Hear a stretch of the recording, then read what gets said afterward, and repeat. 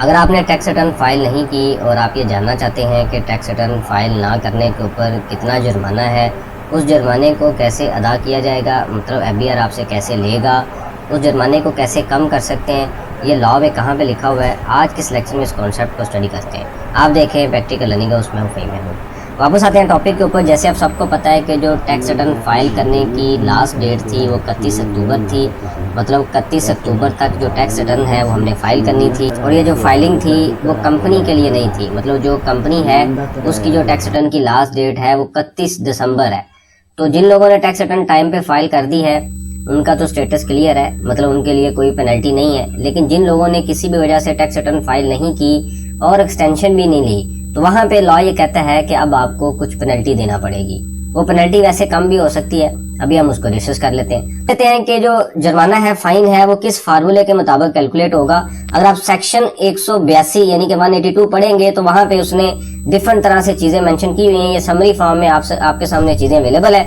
यहाँ पे ये कहता है कि आपने 40 दिन अगर टैक्स रिटर्न लेट फाइल की है, मिसाल के तौर पे 31 अक्टूबर जो थी वो लास्ट डेट थी, लेकिन आपने 40 दिन बाद टैक्स रिटर्न फाइल की है। ठीक है, अब ये क्वेश्चन है कि 40 दिन के बाद रिटर्न फाइल लेट हुई है। अब आपके ज़हन में सवाल आएगा कि इसकी कैलकुलेशन कैसे होगी।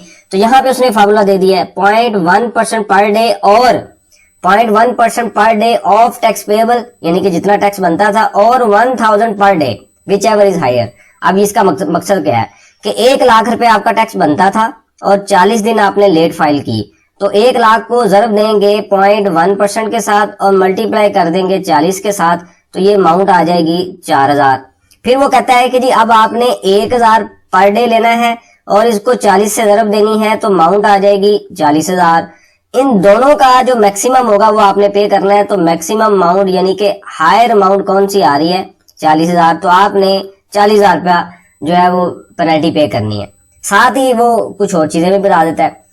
उसने पहले तो ये बता दिया कि भाई ये है, लेकिन साथ ही वो ये कहता है कि आप जो है मिनिमम और मैक्सिमम पेनल्टी भी है। मतलब ऐसे है कि फॉर एग्जांपल आपका टैक्स बनता था 1 लाख, मल्टीप्लाई कर लिया आपने 0.1%, मल्टीप्लाई कर दें 5, तो ये तो अमाउंट बन जाएगी 500।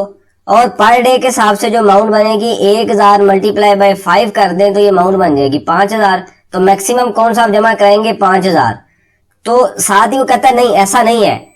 जब आपकी अमाउंट ज्यादा होगी तो मैं ज्यादा लूंगा, जब अमाउंट एक खास लिमिट से कम होगी तो मैं आपसे मिनिमम अमाउंट लूंगा, मतलब उससे मैं नीचे नहीं लूंगा। वो कौन सी अमाउंट है कि 10,000 रुपया अगर आपकी सैलरी इनकम ज्यादा है, मतलब आपकी इनकम जो है वो 1 लाख है और उसमें से 75% से ज्यादा सैलरी, मतलब आप सैलरी से पैसे कमा रहे हैं, ज्यादा आपकी इनकम सैलरी वाली है, तो फिर आपने मिनिमम 10,000 देनी, चाहे आप एक दिन भी लेट हो जाए तो आपके ऊपर ये पेनल्टी है। लेकिन अगर आपकी अमाउंट 10,000 से ज्यादा बनेगी तो मैं वो लूंगा। 10,000 से कम बनेगी तो फार्मूला फॉलो नहीं होगा, वो मिक्स आ जाएगी, यानी कि फिक्स आ जाएगी 10,000। अगर 10,000 से ज्यादा बनती है तो फिर फार्मूला फॉलो होगा। अदर केसेस में वो कहता है 50,000। इसमें क्या आता है, अगर आप सैलरी के अलावा कोई बिजनेस इंडिविजुअल है, कोई रेंट की इनकम है आपकी, कोई एओपी है, या इसके अलावा कोई और आपकी इनकम है सैलरी के अलावा, तो फिर आपने 50,000 रुपया आपकी मिनिमम पेनल्टी होगी।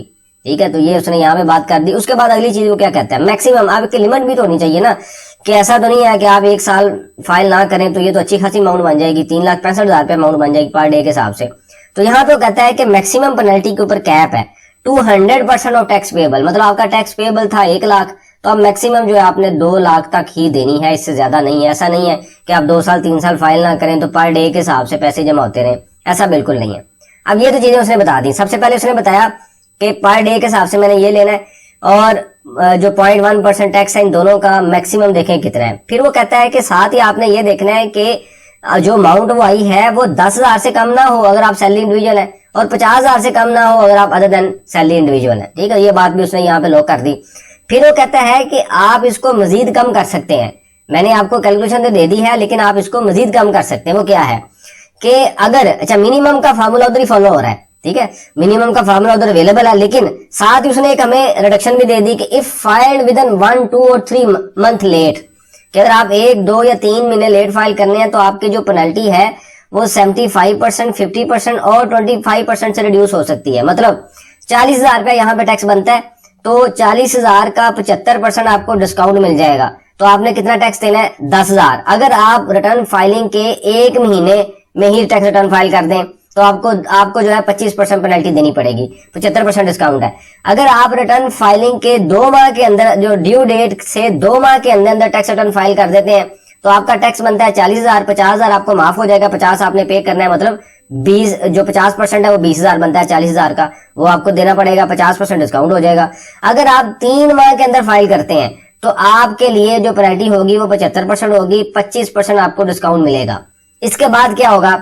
इसके बाद ये होगा कि स्टैंडर्ड वही रेट अप्लाई होना शुरू हो जाएंगे जो मैंने ऊपर आपको बताए हैं। मतलब ये है, सबसे पहले उसने बताया मिनिमम और मैक्सिमम क्या है, उसके बाद साथ ही वो कहता है कि अगर आप ये काम करेंगे तो आपको कुछ डिस्काउंट भी मिल जाएगा। वो डिस्काउंट क्या है? अगर यहाँ पे वो लॉजिक फॉलो होगा, यानी कि वो आपकी मिनिमम ये निकलेगी तो इसके ऊपर डिस्काउंट अप्लाई हो जाएगा, मतलब आपकी पेनल्टी कम हो जाएगी। तो इस वजह से अगर किसी वजह से आप टैक्स रिटर्न फाइल नहीं कर सके, कोई भी रीजन हो सकती है, आपके पास डाटा रेंज नहीं हुआ, बिजी हो गए, कुछ भी मसला हो सकता है, आपने प्लान किया था लास्ट डेट को करेंगे, कोई आरएस में मसला आ गया, जो कि नए नए मसले आते रहते हैं, आ भी रहे हैं, अभी तक आ रहे हैं वैसे बाय द वे, तो आपने अगर नहीं की तो आप ऐसा मत करें कि उसको मजीद लेट करें। अब आपके ज़हन में ये नहीं होना चाहिए कि मैंने तो लेट फाइल जो है वो नहीं, मैंने टाइम पे फाइल नहीं की, लेट फाइलिंग पे जब मर्जी कर दूं, ऐसा बिल्कुल नहीं है। अभी भी आपके पास जो है वो फाइन को, सेव, जुर्माने को बचाने के लिए कुछ तरीके अवेलेबल हैं। आप उसके मुताबिक क्विकली रिटर्न फाइल करें, 1 महीने के अंदर फाइल कर दें तो आपको 75% तक जो फाइन आपका जो है वो नहीं चार्ज होगा। एक चीज में रखें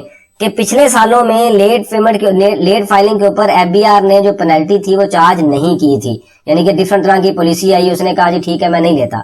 लेकिन अब इस बार चीजें बड़ी चेंज है, उनकी मैनेजमेंट में भी काफी चेंजिंग्स हैं। जैसे लोगों को मैसेज आते रहे, उसके बाद टैक्स नेट बढ़ाया गया, बढ़ाने से मुराद ये है कि लोगों को मैसेज जब किए गए, लोग खौफजदा थे, उन्होंने टैक्स रिटर्न फाइल की, तो उससे ऑब्वियसली जो नंबर ऑफ टैक्स पेयर है वो इंक्रीज हुए हैं। तो अब ये भी हो सकता है कि जो इस पेनल्टी वाला काम है इसको भी इनिशिएट कर दिया जाए, स्टार्ट कर दिया जाए कि लेट फाइलिंग है, इनको पेनल्टी चार्ज करें ताकि अगले साल टाइम पे फाइल करें। तो इस वजह से आपने मजीद लेट नहीं करना, इस पेनल्टी को सेव करें। किसी वजह से अगर फाइल हो गई, लेट नहीं हुई फाइल टाइम पे, तो अब मजीद लेट मत करें, टाइमली अपनी कैलकुलेशन करें और फौरी तौर पे जमा कराएं और 75% तक डिस्काउंट लें जो आपकी पेनल्टी है। अभी आपने टैक्स रिटर्न के साथ ये पेनल्टी पे नहीं करनी, सिंपल आपने जो टैक्स रिटर्न है उसको फाइल कर देना है, उसके साथ ये पेनल्टी पे नहीं होगी। बाद में कभी एफबीआर को पता चलेगा तो वो आपको नोटिस करेगा कि आपने लेट फाइल किया था, लिहाजा आपका ये फाइन बनता, आप जमा करा दें। अभी आपने जमा नहीं कराना। हो सकता है एफबीआर की पॉलिसी चेंज हो जाए, आपको कहा ही ना जाए, हो सकता है वो कह दें कि फौरी तौर पे लेट फाइलिंग वालों को पेनल्टी चार्ज कर दें। पास्ट में ऐसा देखने को नहीं मिला कि लेट फाइलिंग के ऊपर जो है वो टैक्स पेयर से पैसे लिए जाएं या फिर जुर्माना लिया जाए। कुछ केसेस में हुआ है, लेकिन 99% ऐसा हुआ है कि फाइन नहीं लिया गया। अब आगे जो कुछ भी हो सकता है उसको हम प्रेडिक्ट नहीं कर सकते, फोरकास्ट नहीं कर सकते, लेकिन आप टाइमली इसको फाइल करें ताकि आपका, अगर आपने करनी है तो आप टाइम पे फाइल करें। कोशिश किया करेंगे नेक्स्ट ईयर जुलाई अगस्त में टाइम से कर दिया करें, लेकिन इस साल तो खैर इनका फॉर्म जो था वो अगस्त तक अपडेट नहीं हुआ और बार बार चेंजिंग आती रही, अभी भी आती रही है। लेकिन अगले साल के लिए आप प्लान किया करें कि आप टाइम पे जो टैक्स रिटर्न है फाइल करें। हम हमेशा एडवाइस करते हैं जो हमारे जो क्लाइंट्स होते हैं कि टाइम पे चीज फाइल करने से 2 बेनिफिट होते हैं। नंबर 1, आप एक टाइम पे जब फाइल करते हैं बिल्कुल रिलैक्स हो जाते हैं। नंबर 2, कोई मसला हो तो आप टाइम से अरेंज कर सकते हैं। कोई गिफ्ट डीड बनानी है, कोई स्टेटमेंट लेनी है, कोई डॉक्यूमेंट अरेंज करनी है, तो बड़े टाइम से कैलकुलेशन हो सकती है, रिलैक्स होकर काम होता है। जब आखिरी दिन में आके काम किया जाता है, आप खुद या जो आपके टैक्स रिटर्न फाइल करते हैं, दोनों गलतियां कर सकते हैं क्योंकि जल्दबाजी में काम हो रहा होता है। इस वजह से टाइम से जब करना ही है काम तो टाइम पे कर लिया करें, साल में एक बार करना होता है, तो आप इन सारी चीजों से बच जाएंगे। एनीवेज, ये थोड़ा सा टॉपिक से हटके मैंने डिस्कशन की है क्योंकि हमारे कई ऐसे क्लाइंट्स हैं जो अभी तक हमें डाटा भेज रहे हैं, हालांकि उनको बार बार कहा गया कि टाइम पे भेज दें, लेकिन नहीं आया डाटा। अब वो लेट फाइलिंग है, लेट फाइलर होंगे, आपको पता ही है। इसके ऊपर बाद में लेक्चर बनाएंगे कि लेट फाइलर का कोई हल है या नहीं है, इसका सोच रहे हैं कैसे हल निकलेगा। बाद में कभी इसके ऊपर डिस्कशन करेंगे, कोई लेक्चर बनाएंगे आने वाले दिनों में, नेक्स्ट वीक में, ताकि हम उसके ऊपर भी डिस्कशन कर सकें कि लेट फाइलर जो है उसका स्टेटस चेंज हो सकता है लीगली या नहीं हो सकता। कोई भी रेलिवेंट सजेशन और क्वेश्चन मेंशन कीजिए, इसके ऊपर हम डिस्कशन करेंगे ताकि जो लर्निंग का प्रोसेस है कंटिन्यू रहे। बहुत शुक्रिया, जज़ाकल्लाह।